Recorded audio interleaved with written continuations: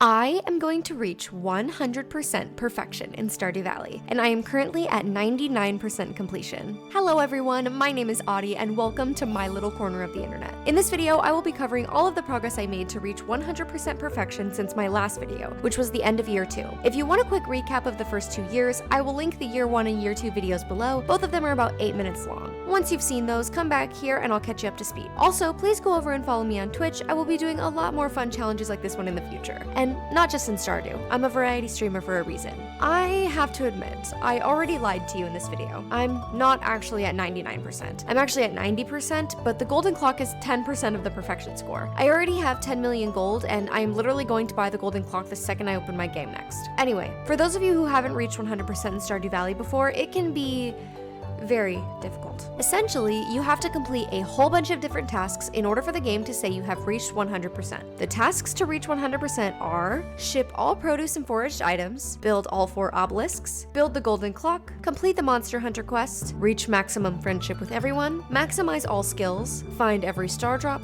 cook every recipe, craft all items, catch all fish, and find all golden walnuts. So, obviously, that's a lot, and it takes a lot of time and dedication to complete this challenge. This is actually my second time reaching perfection in Stardew, and it's also my second ever playthrough of Stardew, so that's a challenge all on its own. I am not a professional Stardew player. I'm gonna break down each one of these goals and talk about what was easy and what I struggled with. Also, for some reason, I decided to rate each goal out of 10 based on how enjoyable I found it. Just go with it. Anyway, without further ado, let's get into it.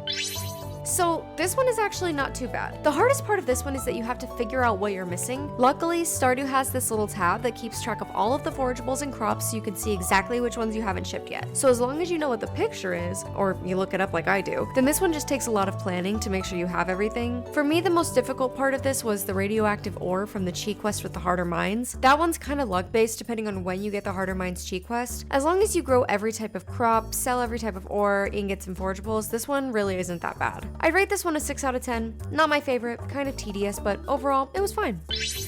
This one can be a doozy, especially if you try to get it done early, which you'll want to, because walking around in this game literally takes forever, and being able to teleport where you want to go is the best thing ever. Just trust me. The first 2 obelisks are only 500,000 gold each, so it's not horrible, and the last 2 are 1 million gold each, but by that point, the money wasn't as much of a problem for me as collecting everything else I needed for it. And by everything else, I literally just mean dragon teeth. Where the hell are all the dragon teeth? I spent so much time in that goddamn volcano, and it took me forever to find 10 dragon teeth.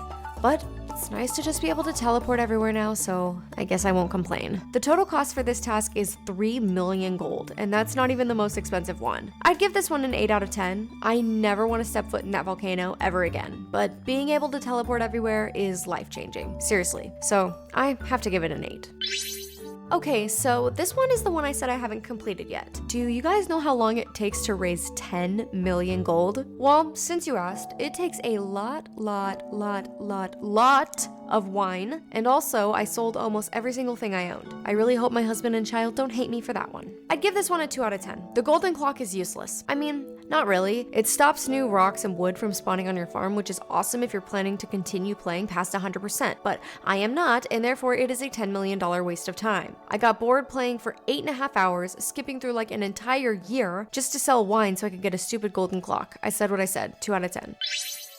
See, you wouldn't think the monster hunter quest would be that difficult, but oh boy was this one rough for me. I remembered the pepper rexes being a big issue for me in my first playthrough, and what do you know, they were a big problem for me in this playthrough too. I spent way too much time in Skull Cavern because of this task, like way more than I ever wanted to in my whole life. I genuinely thought I would never escape the hellhole that is Skull Cavern. If I never have to go back, then I will be happy. Are you guys sensing a pattern here? This one I'd give a 7 out of 10. At least I could put as much effort into getting this one done as I wanted instead of waiting around for crops to be ready. I wasted so much money on bombs and food for this one though. I don't want to talk about it. It was a fun challenge and I had a good time with it.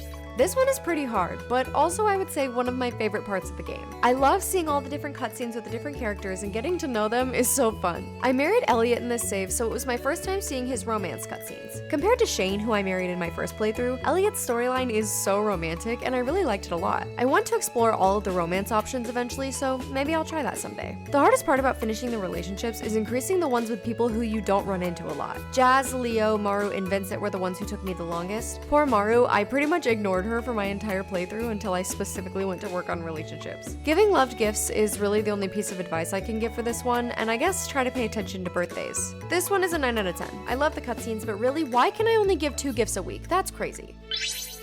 I don't really have too much to say about this one. To be honest, it's easy to reach max skills as you work on other things for 100%. This one isn't really something that I had to put any extra effort into. I'd give this one a 10 out of 10. There are 7 star drops in the game. The easiest ones to get by far are the ones that you have to buy, the Stardew Fair and Krobus. Other than that, you get 2 star drops for completing other 100% task requirements, 1 for completing fishing and 1 for completing the library's collection. The last 3 are the spouse gift, which is pretty easy if you talk to your spouse every day. Then there's the one from the mines, which is probably the first one most people get, and then the last one is from Old Master Cannoli. I was today years old when I learned his name was Old Master Cannoli. Anyway, finding the star drops isn't too bad, and I feel like I was able to complete this one without focusing on it too much. If I was gonna say which task for 100% I think is the hardest, it would be this one. I actually really like the recipes in this game, and cooking them is very satisfying. However, getting the recipes is the hard part. You have to watch the Queen of Sauce every Sunday and Wednesday, which is super easy to miss. You have to buy some of the recipes, and you have to reach 7 hearts with the majority of the villagers to unlock theirs. It's tedious, collecting the ingredients is hard, but I still like it more than Skull Cavern, so there's that. For me, getting the last few relationship recipes and the one from the island trader took the longest and were the most difficult. Some of them also have really random ingredients that I usually didn't have lying around, which is why I started to become a hoarder in this game. The Stardew Valley cookbook comes out next year, and I am gonna buy it. It has all of the recipes from the game in it, and I'm probably gonna cook every single one, so look forward to that. I'd give this one an 8 out of 10. It's fun, but it's very difficult and will definitely make you irrationally angry at some point.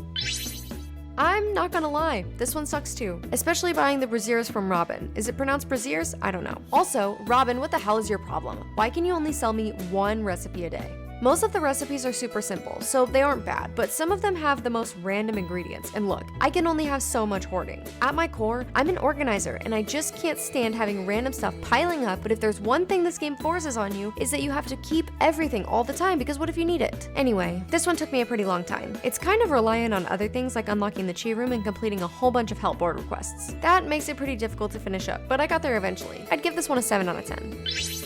This one is actually fine. The hardest fish for me to catch were the scorpion carp and the spring legendary fish. It also took me a long time to unlock the stingray from the Pirate's Cove, but honestly, this was one of the first ones that I was able to fully complete. I give this one a 9 out of 10. Would be a 10 out of 10 if I liked fishing more. Ah yes, the final task, and it's the golden walnuts. If you've ever played Stardew Valley, then you know that finding all of the golden walnuts without a guide is almost impossible. Some of them felt like they were impossible even with a guide. Professor Snail's quest is literally the bane of my existence. I didn't talk about this with Skull Cavern because it didn't matter much, but I have this really horrible real-life fear of bones. Now I know what you're thinking, Audie, this is a goddamn video game. Please don't say that you're scared of a pixel scapula, and I'm not. Well, I am scared of the scapula, but that's because it was my last artifact to collect, and I hate that. Also, I have to admit, I am embarrassingly bad at the memory game. I have the worst memory, and chat had to help me cheat so I could win. But I do really like Ginger Island. I think it's my favorite area of the game for sure. It is a bit daunting, and it can take a lot of time, but honestly, the community center took a long ass time too, so what am I complaining about? This one, I will have to say 8 out of 10.